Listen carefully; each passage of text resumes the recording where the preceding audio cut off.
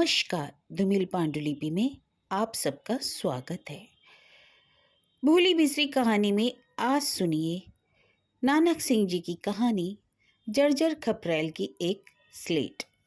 बस से उतरते ही उसने मुझसे पूछा, बंगला चाहिए? और मैंने उत्तर दिया, बंगला नहीं, कमरा चाहिए। डलहौजी मेरे लिए कोई बेगाना शहर नहीं था। लगातार कई वर्षों से यहाँ आना होता था। इस जगह के तो चप्पे चप्पे से परिचित हूँ। आमतौर पर मैं पहुँचते ही किराए का मकान नहीं लेता।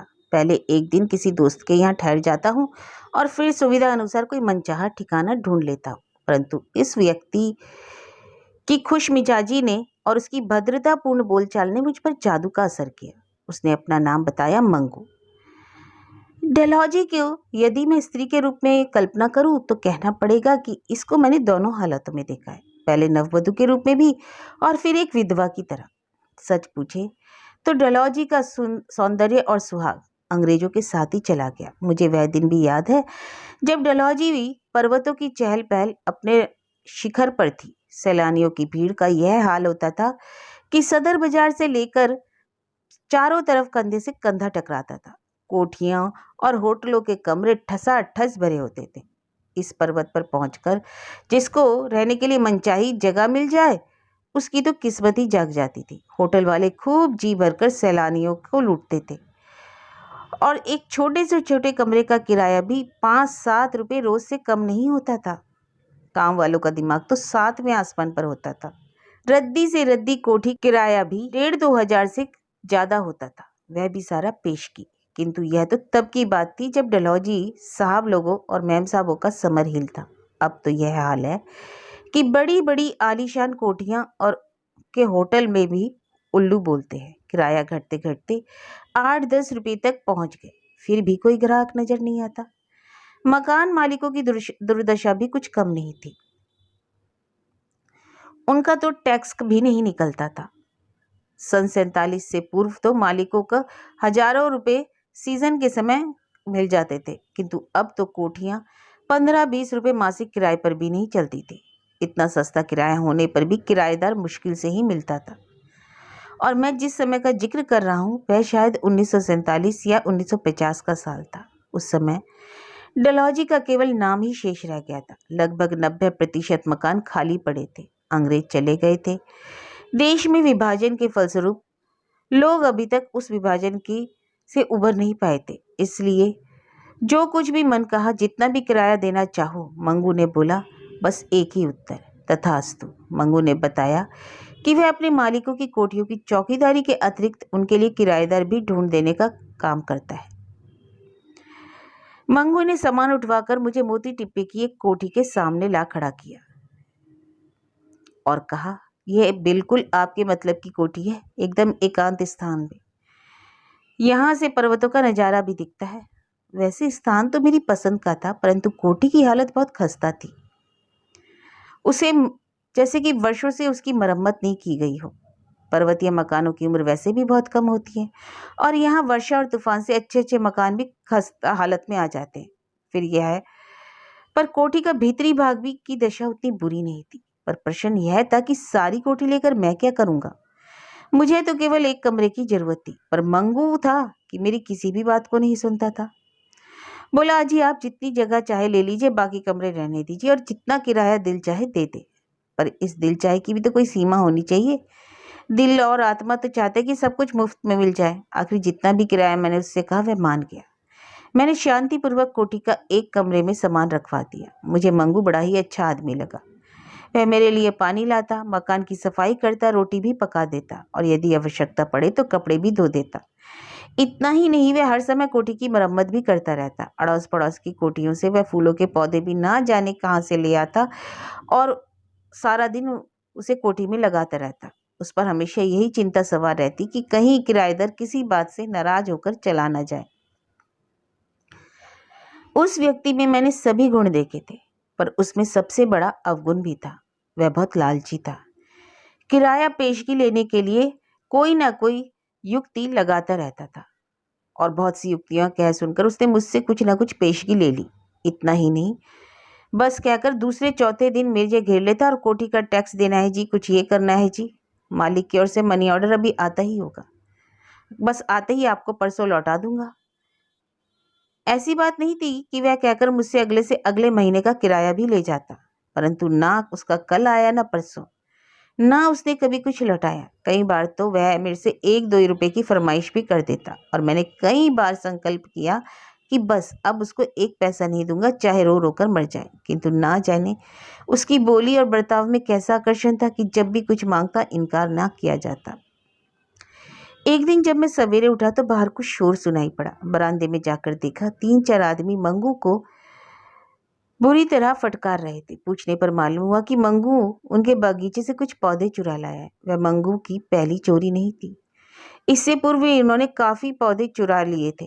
मंगू की इस दिशा पर मुझे दया आई और क्रोध भी। बोला, बेवकूफ, कोई पूछे कोठी किसी की, रहने वाला कोई, और तू क्यों पाप का भागी बनता है। मैंने मिन्नत खुशामद करके मंगू का पीछा छुड़वाया।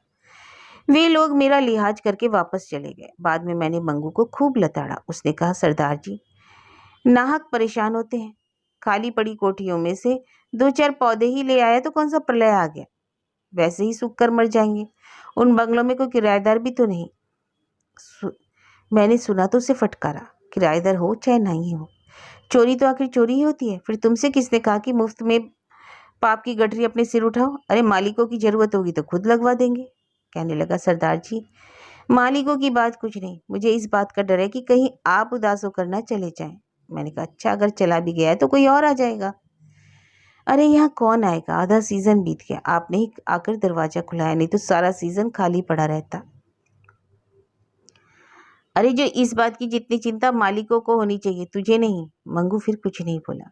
मैंने भी उसे और फटकारना उचित नहीं समझा। सोचा नौकर वफादार हो तो ऐसा। एक रात अचानक इतने जोर की वर्षा हुई कि जल थल एक हो गए। आधी रात जब मेरी आंख खुली तो बिस्तर का काफी हिस्सा भीगा हुआ था। बत्ती जलाकर देखा तो छत कई जगह से चू रही थी। पास के स्टोर रूम में जाकर देखा, वहां भी काफी सामान भीग रहा था। बड़ा क्रोध आया उस मंगू के बच्चे पर, जिसने 420 करके यह निकम्मी जगह मेरे सिर मर दी थी। मंगू से भी अधिक क्रोध आया अपनी अक्ल पर। डलहौजी में जहाँ मकानों का आजकल कुत्ते भी नहीं पूछते, मरने के लिए मेरा यही स्थान रह गया था। दिल चाहता था कि मंगू का गला पकड़कर घोट दूं। सामान को एक जगह से दूसरी जगह पर रखा, चारपाई इधर से घसीट कर उधर की। इसी काम में लगा हुआ था कि मुझे किसी के छत पर चलने की आवाज सुनाई दी। भय लगने लगा। सोचा मंगू को जाकर जगाऊं। कोठी के ही पिछले कमरे में तो सोता है। टॉर्च लेकर उसके कमरे में पहुंचा। मंगू का बिस्तर खाली था। तो क्या मंगू छत पर चल रहा था? जैसे ही सामने की दीवार पर मेरी दृष्टि पड़ी, मैंने देखा मंगू को छत से उतरते हुए। उसके सिर पर पत्थर की 2-4 स्लेटें और हाथ में हथौड़ी थी। सर्दी से उसका शरीर कांप रहा था। आश्चर्यचकित रह गया। इतनी सख्त ठंड, बीच बीच में ओले की बौछार, और यह नंगे बदन छत पर चला गया। मेरा गुस्सा पानी हो गया। आते ही मेरे सामने दोषी की तरह खड़ा हो गया। सर्दी के मारे बुरी उसके मुंह से आवाज नहीं निकल रही थी। बोला, आपको बहुत कष्ट हुआ होगा ना सरदार जी, मुझे क्या पता था इस तूफान का। आजकल तो पानी बहुत कम बरसता है ना। मंगू पर बरसने के लिए मैंने मन में जितना कुछ इकट्ठा किया था, उसकी विनम्र बातों में सब कुछ बह गया। मैं केवल इतना ही कह सका, अरे पगले, तेरी ये स्लेटें कब तक टिकेंगी तेज बौछार के सामने। वह उसी प्रकार गिड़गिड़ाया, आज की रात किसी प्रकार निकल जाए, मैं कल किसी कारीगर को लाकर सब स्लेटों को पक्की तरह लगवा दूंगा। भीतर जाकर देखा, मंगू का थोड़ा बहुत परिश्रम सफल हो गया था। अब छत उतनी नहीं चू रही थी। दूसरे दिन फिर आदम का, सरदार जी बस बहुत शर्म आती है मांगते हुए, मालिक का मनी ऑर्डर अभी तक नहीं आया, 5 रुपए देने की कृपा करें तो कोई कारीगर बुलाना हो। उसकी इस तरह की मांग से हृदय बहुत क्षुब्ध हुआ। एक बार तो सोचा मना कर दूं, उसके कान की खिड़कियां खोल दूं। क्या मेरे पास कोई धन थैले में जमा है, जब चाह मांगा तो मैं दे दूं? परंतु जब उसकी आंखों में याचना के गहरे भाव देखे तो कुछ कह न सका। मैंने 5 रुपए निकालकर उसे पकड़ा दी और फिर मैं मंगू का सुबह से शाम तक इंतजार करता रहा। ना कोई कारीगर आया, ना मजदूर। और एक दिन मंगू के इस मालिक प्रस्ती का भेद भी खुल गया। दोपहर को बरामदे में बैठा हुआ कुछ लिख रहा था, तभी म्यूनिसिपालिटी का एक चपरासी आकर पूछने लगा, सरदार जी मंगत राम कहाँ है? मैंने पूछा, कौन मंगतराम? जी, इस कोठी का मालिक, उसका नाम नोटिस है प्रॉपर्टी टैक्स का। मैंने उत्तर दिया, पर यहाँ तो कोई नहीं रहता कोठी का मालिक। हाँ, चौकीदार मंगू जरूर रहता है, वो इधर कहीं गया होगा, इधर उधर। चपरासी हंस पड़ा। तो आप नहीं जानते सरदार जी, वही मंगू तो है कोठी का मालिक। यह नोटिस ले लीजिए, उसे दे दीजिएगा। मुझे चपरासी की बात पर विश्वास न आता था। उस नोटिस का यह वाक्य ना पढ़ता तो लाला मंगतराम, लैंडलॉर्ड डलहौजी। मैंने चपरासी से कहा, अरे भाई, वह तो बड़ा कंजूस है। मैं और कुछ कहता कि चपरासी बोला, कंजूस नहीं है साहब, बदनसीब है। इस कोठी के सिर पर मंगतराम का कुनबा कभी ऐश किया करता था, अब तो इसकी मरम्मत और टैक्स का खर्च भी नहीं निकलता। चपरासी ने ठंडी सांस भरी। डलहौजी तो साहब अंग्रेजों के साथ ही चली गई, अब तो बस नाम ही रह गया इसका। डलहौजी की बदली हुई तस्वीर तो पहले ही देख चुका था, पर मंगू की बदली हुई तस्वीर मेरे आंखों के सामने आ गई। मैंने पूछा, भला यह हाल है तो इस कोठी को बेच क्यों नहीं देता?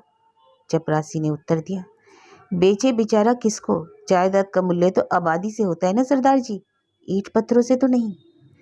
और एक लंबी सांस लेकर वह चुप हो गया।